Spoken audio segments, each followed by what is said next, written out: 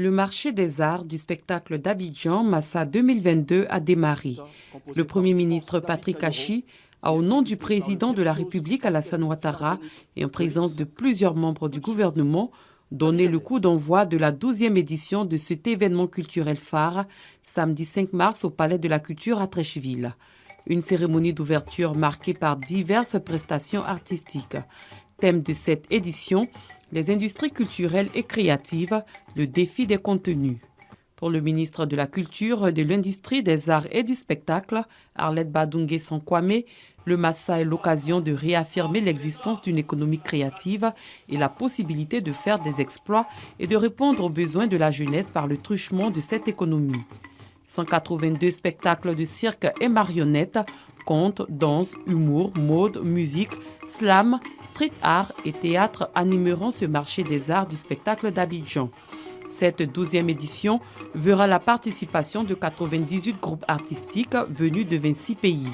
Les différents spectacles se tiendront jusqu'au 12 mars 2022, date de clôture du Massa 2022.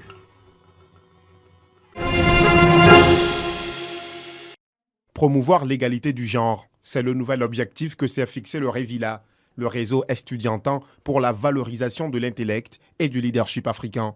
Le réseau vient de créer une cellule dédiée au genre.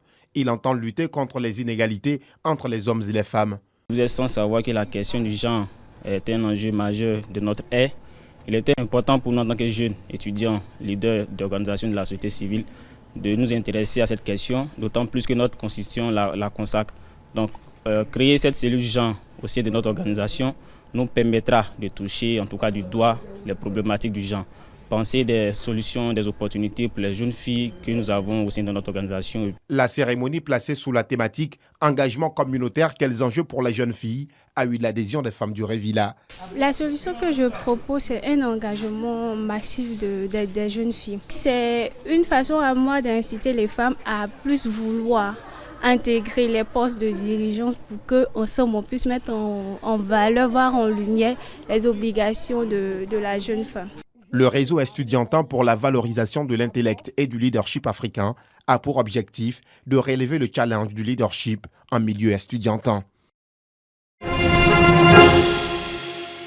Chefs coutumiers, guides religieux, élus et cadres tous réunis à la cérémonie de présentation de vœux de Nouvel An de Jenaka Awele, président du Conseil économique, social, environnemental et culturel, au peuple du Grand Nord résidant dans la commune de Grand Bassam. Je voudrais vous adresser, communauté du Grand Nord, mes vœux les meilleurs. Que le bonheur soit votre partage au sein de vos familles et dans vos communautés respectives. Le docteur Jenaka Awele, fils de la région du Sud Komoué, a profité de l'occasion pour exhorter les Bassamois à l'union et au vivre ensemble, gage de tout développement. Je voudrais profiter de cette occasion qui m'est offerte pour nous inviter toutes et tous à cultiver l'entente, la paix et surtout la cohésion sociale. Les populations n'ont pas manqué de lui témoigner leur gratitude. Le président Akawele, en venant rencontrer notre population, n'est que dans la droite ligne de ce que lui exige les textes. Il ne peut pas avoir de développement sans hommes. Et on ne peut pas développer les hommes, n'est-ce pas, sans leur avis. C'est avec un cœur rempli de joie que nous avons reçu aujourd'hui le docteur Aka Awele. D'habitude, c'est à Boisson qu'on va lui présenter les vœux de Nouvel An. Et voilà que ce baobab-là se déplace pour venir nous rencontrer à Grand Bassam. Au cours de cette cérémonie, les élus et cadres du Sud Komoué ont fait des dons aux habitants de Grand Bassam.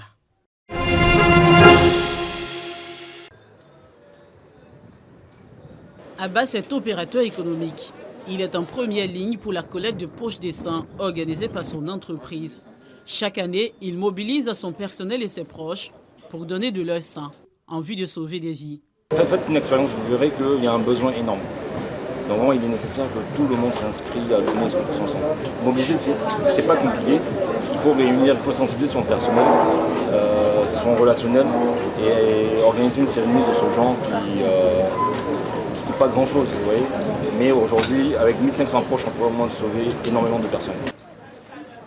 L'arrière-cour de la société du Abbas, transformée pour la circonstance, voit défiler des hommes et des femmes motivés pour la cause.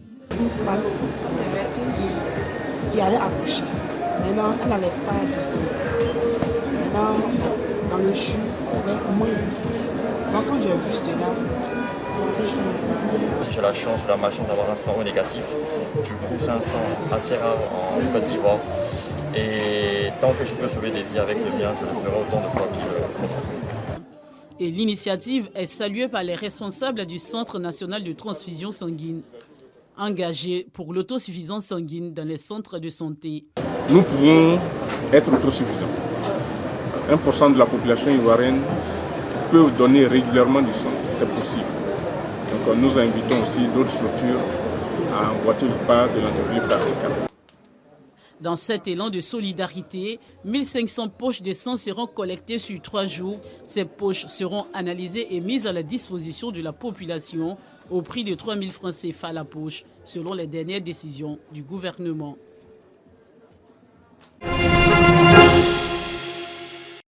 La difficulté qu'éprouvait le personnel soignant de l'hôpital général des Zouaouniens pour accueillir les patients et les femmes en couche ou les évacuer vers d'autres centres de référence est désormais un lointain souvenir. L'hôpital des Zouaouniens vient de se doter d'une ambulance médicalisée flambant neuve grâce à une démarche menée auprès du gouvernement depuis 2019. Le chef de l'État nous a donné la possibilité de soulager la population du Tokmé avec une ligne budgétaire d'environ 1 milliard pour l'ensemble des secteurs. On a beaucoup de formations sanitaires. Le DR a fait l'effort de choisir de façon objective, avec des critères très précis. Après qu'on ait réhabilité ces structures-là, nous avons fait acquérir du matériel et c'est ça le sens de la cérémonie. Les structures sanitaires de Benoué, Yapleu, Kili, Melapleu, Guantongouin et la PMI des Mans ont vu leur plateau technique relevé. Des matériels médicaux de consultation, de soins et d'hospitalisation ont été offerts à ces centres de santé. Une action qui constitue une bouffée d'oxygène pour les responsables de la santé qui disent être en phase avec la politique du gouvernement dans l'accès aux soins à toutes les couches sociales. Un sentiment de joie, un sentiment de reconnaissance et de gratitude à monsieur le ministre-gouverneur, et au-delà de monsieur le ministre-gouverneur, à notre ministère d'abord, monsieur le ministre de la Santé, qui travaille aux côtés du chef de l'État, monsieur le président de la République. Et grand merci au chef de l'État pour ces dons qui sont très importants, surtout dans le secteur de la santé mère-enfant, et qui vont permettre d'assurer des soins de qualité dans ces structures sanitaires qui ont été réhabilitées. Le ministre de la Santé tient à ce qu'il y ait la gouvernance, la qualité dans la prise en charge dans le secteur de la santé. C'est son combat actuellement. L'assurance a été donnée par le ministre-gouverneur que les autres centres de santé du district autonome des montagnes bénéficieront aussi de cet appui du gouvernement dans un futur proche. La grande famille du Kualo-Klay, avec à sa tête le maître suprême Lazare Kouadio et le maître Gorebi Vincent, président de la Fédération ivoirienne de Kualo-Klay, était réunie en atelier à l'Institut des aveugles de Yopougon. Objectif de cette rencontre, l'élection du nouveau président de la fédération et celui du commissaire aux comptes. Au terme de ce scrutin, c'est bel et bien Ouattara Carnon qui succède à Gorebi Vincent en remportant le scrutin avec plus de 97%, soit 34 voix sur 35 possibles. Notre premier objectif d'abord sera de motiver vraiment les adeptes, encourager les maîtres de salle.